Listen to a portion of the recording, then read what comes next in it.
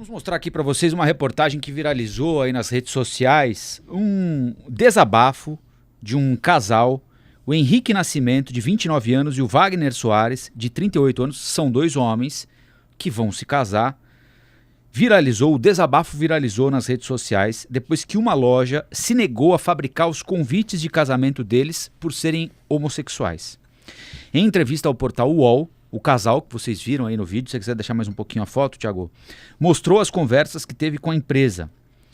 A empresa que faz foto para festa, foto em casamento e confecciona convite de casamento também, se chama Jungerfeld Atelier, fica no interior de São Paulo. E eles negaram o pedido apresentado pelo casal, foram lá encomendar convite de casamento. Aí tá a mensagem que eles receberam por WhatsApp. Isso. Vocês estão vendo agora, olha só. Eles escolhem a tipologia, a foto, enfim, o que eles querem, a ideia deles de convite, né? E aí, aqui embaixo, olha, tem a resposta. Oi, Henrique, tudo bem? Perdão pela demora. Peço desculpas por isso, mas nós não fazemos convites homossexuais. Seria bacana você procurar uma papelaria que atenda à sua necessidade. E ainda colocou um coraçãozinho. Obrigada, viu? Disse o casal, o dono dessa papelaria, né? Um deles, ou o rapaz ou a moça. A gente tem inclusive o vídeo que eles gravaram aqui. Aí o casal que vai se casar publicou essa história, né? Olha, fomos vítimas de homofobia. Tem uma empresa se recusando a fazer os nossos convites porque nós somos dois homens. Eles disseram isso. Não é que eles se recusaram porque estão com excesso de trabalho, porque não conseguem entregar no prazo, porque a papelaria deles não tem suporte para fazer tantos convites, só consegue fazer metade. Não é nada disso. Vocês viram ali na justificativa. Ela diz que não faz convite para casal do mesmo gênero. Duas mulheres ou dois homens. Né?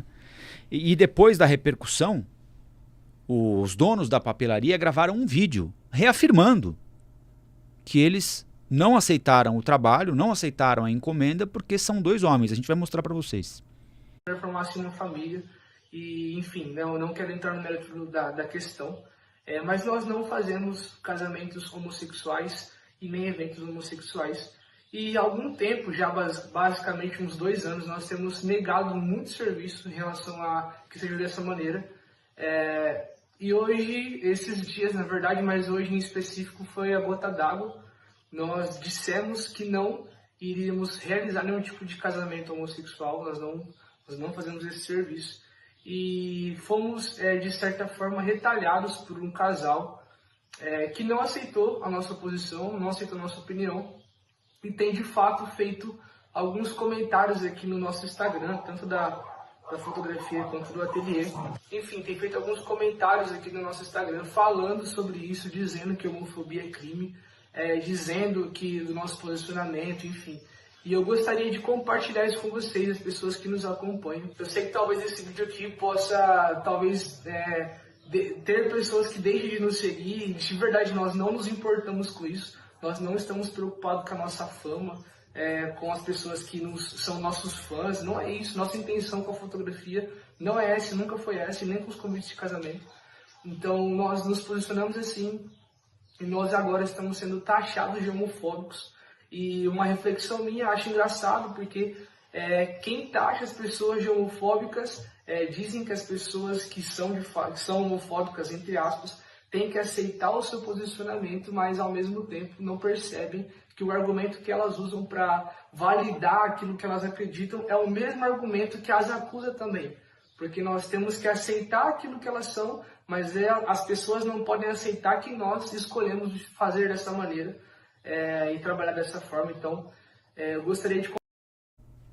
Bom, é tanto absurdo junto que não faz nem muito sentido a gente gastar muita saliva com isso, né? Primeiro que ele não foi pedido em casamento. A gente pode ficar com essa impressão, né? De que um dos noivos queria se casar com ele. Não. Pediram para ele produzir os convites para o casamento, porque ele tem uma papelaria especializada nesse tipo de trabalho. Então, ninguém quis levá-lo para a cama, Ele não vai participar de um trisal, ele não vai para a lua de mel com o casal, não é? Se fosse, ele poderia dizer, não, eu não curto, eu sou casado com uma mulher, enfim, não é? Mas não foi isso. Era uma prestação de serviço para produzir um convite. Não é? Aí alguém já perguntaram aqui no chat, mas ele é obrigado a aceitar o serviço? Ele cometeu um crime e ele confessou o crime quando ele diz que está negando o trabalho porque trata-se de um casal de homens. Fosse ali deixa eu pegar o nome do rapaz aqui. Fosse o Henrique com a Maria, por exemplo, e não com o Wagner, ele faria o convite de casamento. Agora, como é o Henrique Nascimento e o Wagner Soares que vão se casar, ele não quer pegar o serviço, porque é Wagner Soares ou porque é Henrique Nascimento. Se fosse Wagner Soares e Maria da Silva, ele aceitaria o trabalho numa boa. Então, ele não está autorizado pela lei a recusar um serviço por distinção de gênero, por preconceito. Pouco importa qual é a convicção pessoal dele. Isso não faz a menor importância e não tem a menor relevância. A Folha de São Paulo foi ouvir o PROCON, que diz que no artigo 39, inciso 2 do Código de Defesa do Consumidor, o comerciante não pode escolher para quem vende seus produtos. Você não pode chegar na padaria e o padeiro falar para você assim, não, você não vai levar meu pão não. Mas por quê? Você é muito baixinho, não vendo para anão. Eu vendo só para gente com mais de 1,80 m. Você, Rafael, que tem 1,69 m, sai da minha padaria. Não pode, né? Eu não vendo para quem fez implante de cabelo, Rafael. Vaza do meu açougue. Vai comprar carne moída no açougue da esquina. Aqui você não compra. Não pode. Cor, gênero, nada. Religião, absolutamente nada. Não pode fazer essa distinção. Isso é lei. Não importa a crença, se o cara acha certo ou errado. Ele pode achar certo ou errado se chamar ele para ir para a cama. Aí ele pode aceitar ou não, né? Não é o caso, né? O PROCON indica que as pessoas que sofrem discriminação, como esse casal, devem registrar um boletim de ocorrência e depois entrar com uma ação para ressarcimento por danos morais causados pela situação. Também foi ouvido o IDEC, pela Folha de São Paulo, que disse o seguinte: quem decide abrir uma empresa não decide quem é seu cliente. Quem escolhe a empresa é o consumidor e não o contrário. Não importam convicções, posições, ideologias ou visões de mundo do empresário. Todas as pessoas possuem o direito de ser atendidas em suas demandas de consumo quando a empresa possui capacidade para atendê-las. Vejam que ele não disse que ele não pode fazer o convite porque a máquina quebrou. Se ele diz isso... Ele poderia dizer isso. Ele poderia. A minha máquina quebrou. Eu vou ficar 2 meses parado aqui, eu não tenho como te atender. Isso. Aí... Isso mesmo. Procura outra empresa, né? Quando ele diz eu não vou te atender porque vocês são homossexuais, ele comete crime de homofobia. E isso está no Código Penal, não é uma questão de escolha, não é? Ele confessou o crime, não é? Uma violação gravíssima às normas do consumidor, além do crime de homofobia. E ele não está perdendo seguidor, muito pelo contrário, eles estão ganhando seguidores na página do Ateliê, por incrível que possa parecer, Anderson. Que doideira, que doideira. E, se eu não me engano, a mesma reportagem diz o seguinte, para usar o exemplo que você colocou da padaria, se alguém fosse lá encomendar um bolo e quisesse que fizesse um logo de uma facção criminosa, aí a padaria poderia dizer que não faria. Aí estaria cometendo crime. Sim, só nessa exatamente, condição. Só nessa condição. Se querem que você cometa um crime, né? Isso, exatamente. Então, se vai um casal lá e fala para ele o seguinte, olha, você coloca aí no convite que a festa vai ser na base do Comando Vermelho no bairro X. Perfeito, é isso aí. Aí ele fala, você pode se negar. Você está me induzindo a cometer um crime. Exato. O que ele fez, não. Ele cometeu. Um crime. Inverteu o negócio, né? Fala aí, Vinícius. Pois é, assim, não me surpreende, sinceramente, que o casal esteja ganhando mais seguidores. Infelizmente, a ignorância, ela tem um imã que é fortíssimo. E tem gente batendo palma para esse tipo de posicionamento. Outro dia a gente estava comentando aqui no Flow News sobre a questão da regulação das redes sociais, da internet de alguma maneira. E é um assunto super polêmico, tem que ser debatido, tem espaço de fala para todo mundo.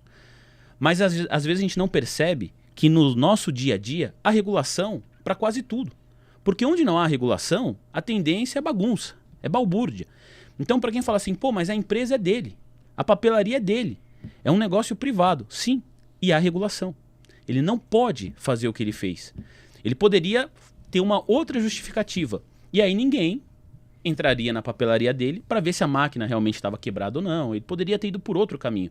Ele fez questão de falar que não faria o convite pelo fato do casal ser um casal homossexual. 2 homens que estão ali, se amam e vão se casar. Ou seja, ele escolheu a ignorância.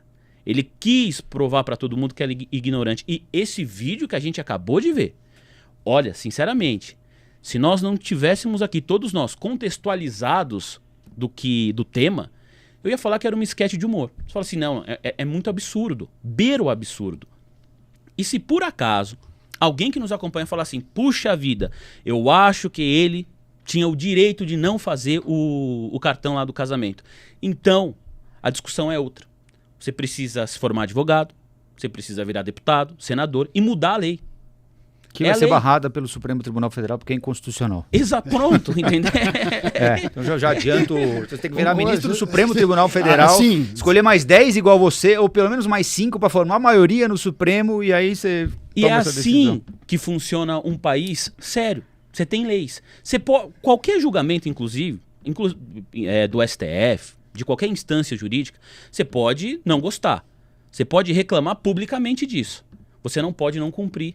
Porque aí você vai estar fazendo um crime. E, aliás, você não pode alegar desconhecimento da lei, também, que é uma coisa interessante. Sim, né? Bom ponto, excelente ponto. Porque você tem uma questão educacional, cultural, se a gente for aprofundar a discussão aqui, nós vamos longe a respeito dessas convicções e daquilo que vocês já mostraram aqui, os caras estão ganhando seguidor. Porque tem muita gente que concorda com eles. Mas então você não pode desconhecer a lei. A lei existe, foi cometido um crime e ponto. Agora, isso vem de um país que não tem investimento em educação, historicamente, as pessoas não sabem, não conhecem. Tá bom, você vai dizer, tadinho. Não, ele está cometendo um crime, ponto. Desculpa. Assim. Simples assim. O PROCON, saiu uma matéria na Folha de São Paulo falando sobre isso, o PROCON dá caminhos a um processo, você vai conseguir ali algum tipo de direito moral, um processo moral, conseguir talvez algum dinheiro em cima disso, do dano moral. Isso. Mas, no fim das contas, eu acho que a discussão ela é maior do que isso. Porque certamente o casal vai encontrar algum outro fornecedor que vai realizar, que vai fazer o convite de casamento. Para mim, a conversa está muito mais no fato de 2 pessoas entenderem e se orgulharem do motivo de não prestarem esse serviço. Aí está um problema gravíssimo, né? O fato de você ter um desconhecimento de qualquer coisa na vida, acho que isso a gente vai aprendendo pouco a pouco. E a beleza da própria internet é o acesso que ela nos dá à informação. Quanto mais a gente tende a virar as costas para a informação, mais feio fica para a nossa imagem. Tem coisas que não cabem mais, não há mais espaço para isso. E além de tudo, é crime. Sabe? Você pode concordar ou não. O fato de você concordar ou não muda a lei. E para mudar a lei, o Rafa já falou aqui todos os caminhos que você teria que fazer. Virar ministro do Supremo Tribunal Federal e arrumar mais 5 que pensem igual a você, que esses são 6. Para conseguir maioria. São 11 ministros, 6 é maioria. Aí já melhorou, você tinha falado 10, agora só são 6. É que 10 é não, mais 5. Mais 5, aliás, contando com você, 6 a 5, tá perto, aí muda a interpretação da lei. O que me incomoda o pessoal recorrer à religião para apresentar esse tipo de argumento.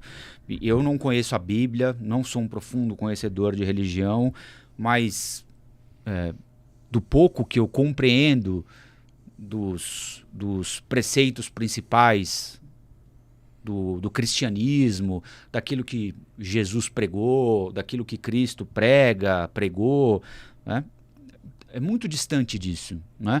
Eu fico imaginando se Jesus pudesse vir aqui, ouvisse o que esses 2 empresários disseram, qual seria a reação dele? Sabe? Vamos imaginar que Jesus voltasse, né? Espero que ele não volte tão cedo, porque ele fatalmente vai se decepcionar com o que está acontecendo por aqui, mas se ele voltar para arrumar, seria ótimo, né? Mas enfim, se ele pudesse se reportar a essas pessoas, né? E conversar com elas, vocês acham que ele iria acolher esse tipo de argumento e dar razão aos empresários? ou ia tentar explicar a eles que eles estão muito distantes daquilo que eles imaginam estão defendendo. Aliás, estão no sentido completamente oposto daquilo que eles imaginam que estão defendendo, né? É interessante, às vezes, a gente pensar nisso, né? Se você pudesse conversar com Jesus de fato, se ele viesse aqui e falasse comigo, ele ia aprovar essa minha conduta? Será que ele ia aprovar isso que eu estou fazendo? Será que isso está perto daquilo que ele ensinou? Será que eu estou perto dele ao fazer isso, né?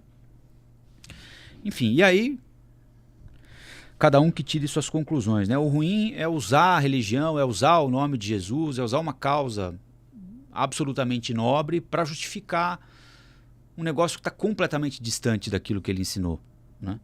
Para todos nós. Enfim. Ô Rafa, Oi. E para seguir nessa linha que você está falando, ao longo da minha vida eu li a Bíblia 2 vezes. Uma com o olhar religioso e uma com o olhar da história, porque é um documento histórico. E o novo mandamento de Jesus, que está lá no Novo Testamento, fala a respeito do amor, acima de qualquer coisa. As barreiras que a gente coloca ali são interpretações nossas e humanas. Não é algo que está de fato na palavra. Alguém interpretou aquilo.